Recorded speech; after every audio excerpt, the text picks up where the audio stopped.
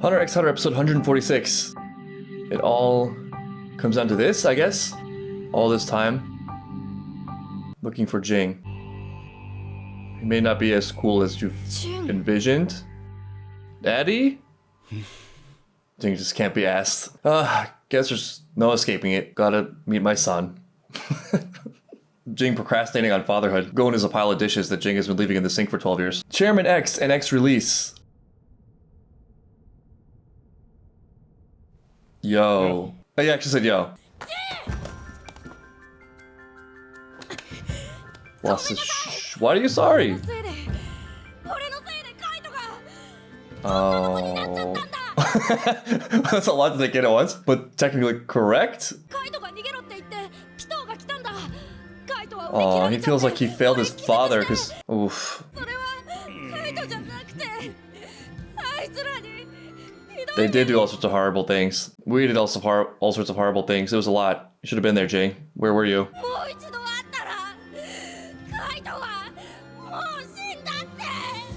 This is in front of everyone too. How fatherhood? How do I do it?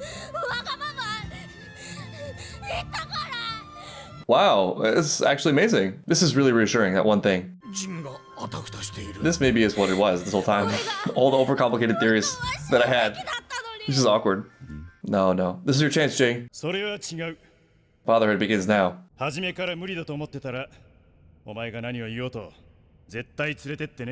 True. True. True. Agree. Why is he? This is actually great. Where have you been? We need this. We need these friend rules, apparently.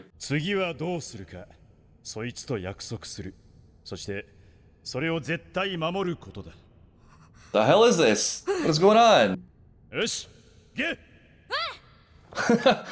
Is it great parenting, or is it like, let me get rid of my son? Again, the consistent duality of who is Jing. This is such a cool interaction because it's like no time has been lost. To Jing's credit, I guess, it feels like they already have a relationship. Jing has sort of been, I really feel weird and bad giving Jing any credit for fatherhood, but it's feeling like he was there in spirit. I don't know how many people would be familiar with the Johnny Cash song Boy Named Sue, which I previously mentioned, but the premise of that song is a son who was given a girl's name by his absentee father, has a tough time growing up, meets his father in a bar, and then they have a big brawl, which ends with the father saying, the reason I gave you that name was so you grow up tough, and clearly you have. And they end up coming to an understanding, and the son is grateful. This is kind of that premise, but, way more fleshed out. Gon definitely did grow up tough. Also, this maybe is controversial, but there are many kids who grow up with their parents or a parent and are worse for the experience. It really will depend on what the relationship is, who the person is, who the kid is, what the incentive structures are, the power dynamic, the circumstances. It's so complicated. You can make a more zoomed out argument for life experience as a whole, where it's not really clear that the best life is one that's easy and painless and perfect, which is a bizarre thing to think about and say because you don't wish for pain ever. You don't wish for difficulty ever. But in many cases, you're thankful for it after the fact. But then also sometimes you're not. Sometimes it's terrible. There's no clear benefit to the thing that went wrong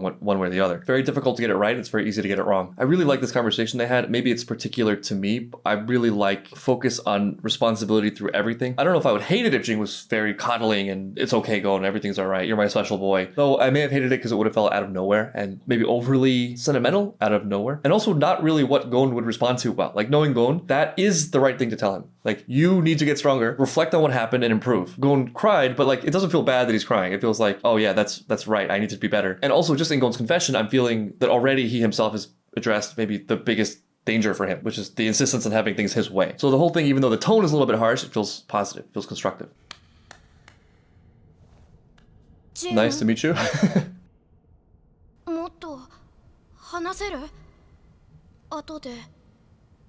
No. If you can find me. I'm a little busy, yeah. But this, I mean, I don't know. I can't totally detest it. Is Pariston having fun right now?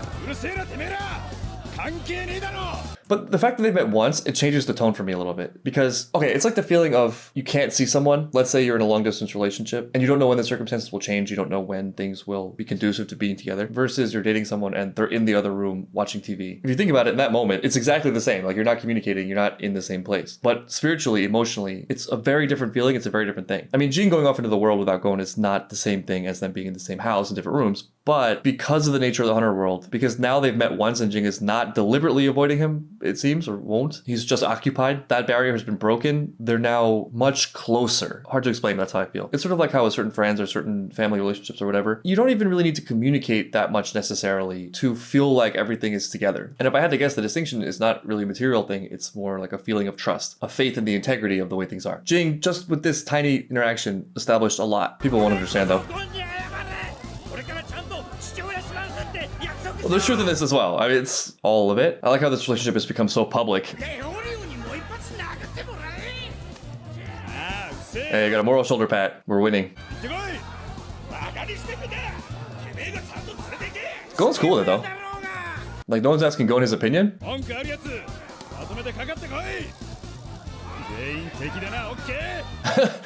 Gon's like, wow, Jing's even cooler than I thought. Ready to take on a whole room of hunters. Election totally forgotten.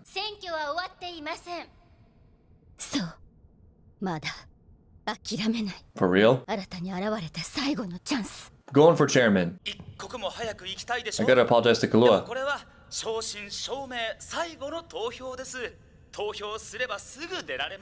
Oh, is Gon gonna be the linchpin in deciding? Vote for Leorio! Vote for your boy Leorio! Do it for the homies.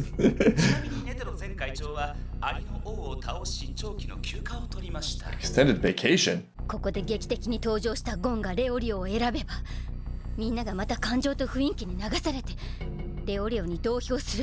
Look, if this is a valid plan, it doesn't matter who's chairing this system. It's already over. If this is what decides it. Pick Jing. This is absolute chaos. Pariston's having a great time. Nice. Leorio wants to be a doctor. And you have blonde hair and a shiny suit. You're not even in the same sentence anymore.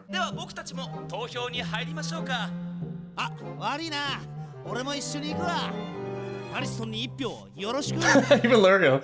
Oh my god. I get a sick sense of schadenfreude from watching, what's her name? Dog Girl get wrecked. Nothing against her, but she's just in the wrong game. I can't fully explain it, but I feel it's connected to something like somebody having a lot of knowledge, but no wisdom. I'm getting that same feeling. Like, you know a lot of stuff. You take great pleasure in being correct about a lot of things. What is that doing for you? Exactly. You may be mistaking the forest for the trees or whatever that sentence is. This is what the Hunter Association is. Clearly, it's just chaos, and they enjoy chaos, and they sort of seem to need chaos. It's an insane group of individuals. The leadership is not separated from the participating body. It's very representative in this case. Pariston seems to be the guy for now. Nice to meet you. Oh. Gon has something Jing doesn't, I think. He has a lot of things that Jing has. He has a lot of the good stuff of Jing. Laughing from his spot in hell. Yeah, there's some truth in there. He's definitely respected.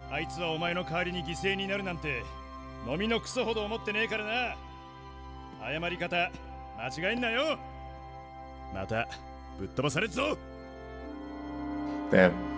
Gon just goes from tough love to tough love, and he enjoys it. Wow, that's nice. There you go. That's about as good as that could have gone, I think, and still felt fitting and realistic. I kind of want to watch getting kick everyone's ass in the election room during the election. Wow, this was one for the books, one to remember. Well, that's nice. That's very Netter also. See, he is the right man. What?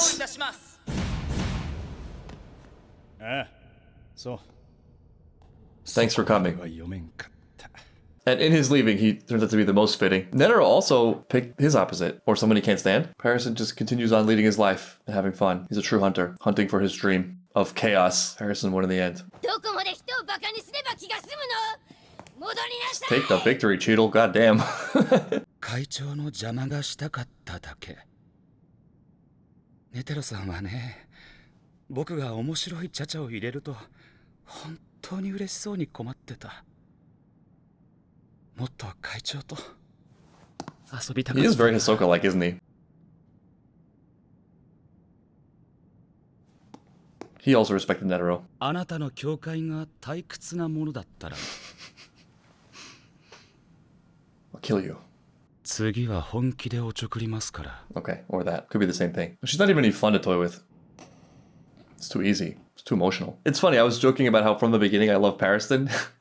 Just because of his appearance, but actually I ended up really liking him. As I've alluded to with other things like school, politics, whatever, there's a skill in knowing exactly what a thing really is. And it's not necessarily what we think it is or what we say it is. What actually is the goal, and it's not always intuitively obvious. Maybe thinking about it now, one of the biggest points I make is the difference between source and signal, or Bruce Lee's finger versus the moon, where there's something, it's really difficult to understand what that thing is, but it has something like an objective importance. But because it's so difficult to grasp, we have to find it through reflections. So, I mean, another example would be watching shows, right? Like, why do we watch media at all? Why do we consume media? Not taking anything away from just enjoying it in itself and entertainment, or even just as a pastime to lose oneself and not think about one's stresses. It's all that. But I think one of the reasons why media is compelling is because it contains something like a reflection of truth when it's done right, and that truth is immediately useful and applicable to oneself. Rarely is the goal the thing. This is just my personal take, but an example I think of is religion. Like, I think it's probably obvious that I'm a spiritual person. See, even saying the word is a problem because of the focus on the word and the connotations that has. The words themselves become a point of fixation. So if I say God, for example, that will bring up all sorts of things that are not what I mean. The way I see religion is that it's meant to be a reflection of the divine or something beautiful, some kind of inherent universal truth as it applies to humanity. So religion can be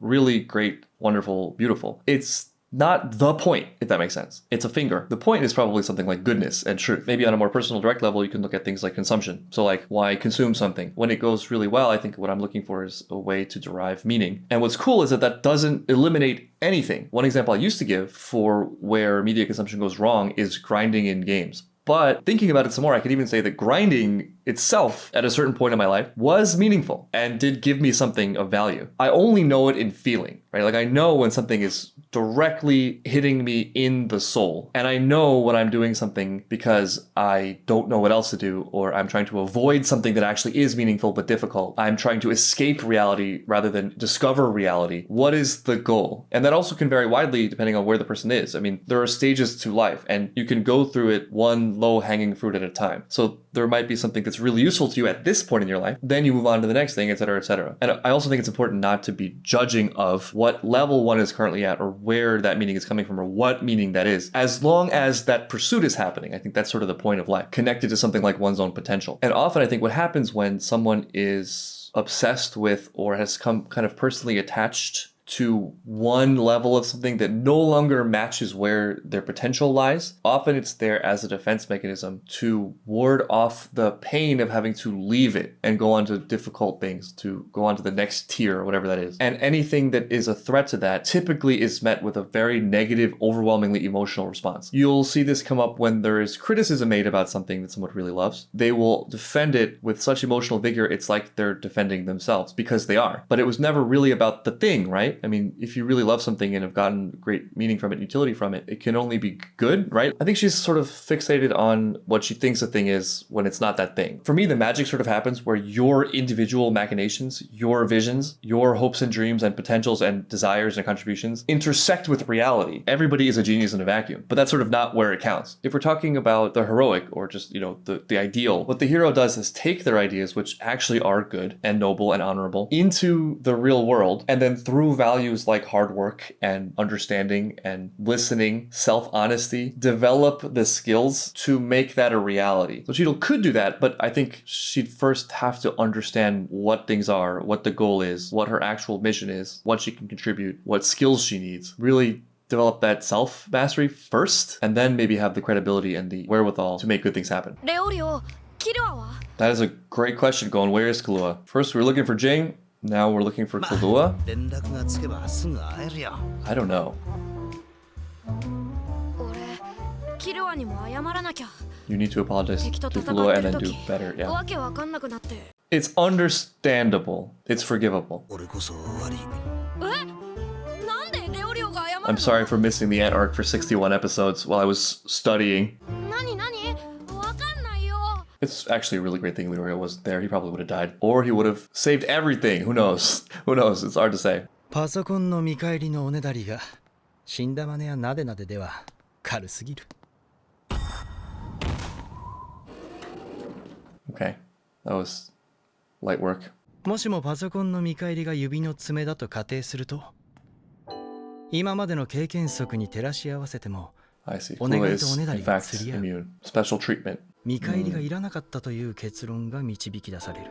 She just did it out of the goodness of her heart and love for Kahlua. If we're doing like power scale rankings, do we include something's ability or Alluka's ability for Kahlua? 何かは俺のことをキルアと呼ぶとキルアは言っており、キルアに死んだマネをおねだりしたときはお Brother. 兄ちゃんと呼んでいた。Uh-huh. It was all there. Nice bluff. お願いとは無関係に働き、見返りを求めないことは至極真っ当ではないのか。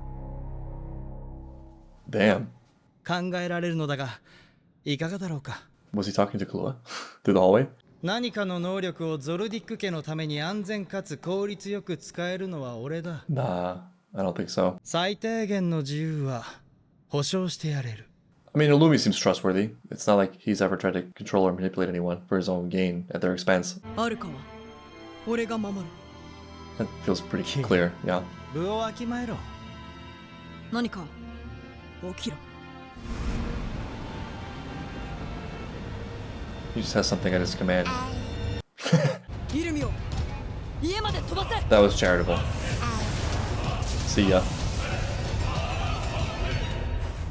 うわ Yo, this definitely kicks the can down the road though, no? すごいよね。敵なしだよ。 Now I want to control him even more. これはキルアを完全なデクにしてもお釣りが来る。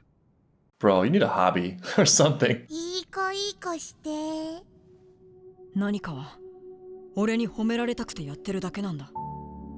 そんな何かを利用して本当は命令なんかしたくない。 There's also like a meta thing in here about like, you know, they're working so hard to control Kahlua. Kahlua is a great son. For all his issues with his family, he still loves them and cares about them and thinks about them and has a future in mind where he's integrated into their lives, even if it's not necessarily being an assassin. I think he had to flee to realize that, which is often the case. Sometimes you have to leave something to know it. But they're so intent on this iron grip on him. They're missing how much he would be if they just let him transition into that adulthood and acknowledge the beauty of him now. It goes back to Silva's gambit. You know, was it a benevolent thing or was it expecting Kahlua to come back and fail? Well, Silva's knowledge that Kahlua had the pin in his head initially weakened the idea for me that it could be actually wanting to see Kalua's potential. But thinking about it some more, it's not mutually exclusive because part of it could have been, I want to see Kahlua overcome the pin. Let's see how he does. Like, if Kahlua was not able to conquer the pin, he inevitably would have failed, gone, and broken his promise, at which point Silva would have realized, okay, he needs to be more closely monitored, he needs to be under my wing. If he fulfills all of that, including his promise and the needle, then he's passed Silva's test, and Silva can accept him as an adult, as an independent person, which doesn't mean Kalua's gone from the family. The Alluka thing sort of feels like a request from Kahlua himself. Mom is going to be so proud. She'd be proud of anything, but she's going to be proud. Yes? What do you want? Okay, yes? Right here. You're going in a box. Just like Nezuko. 出てきちゃダメだ。 Oof. Why? もう二度と出てくるな。 Is that the answer? はい。 Aw. Poor something. Feel really sorry for this creepy demon. これでアルカは自由になれる。 What about something? What about the dark side? ごめん。 It has to just disappear? アルカ。 Kahlua just went way down the power rankings. ああ、お兄ちゃん。お兄ちゃんが泣かしたの。今も Also, you're connected. うずくまって It doesn't, yeah, it doesn't feel like a permanent solution. It's not satisfying. でも。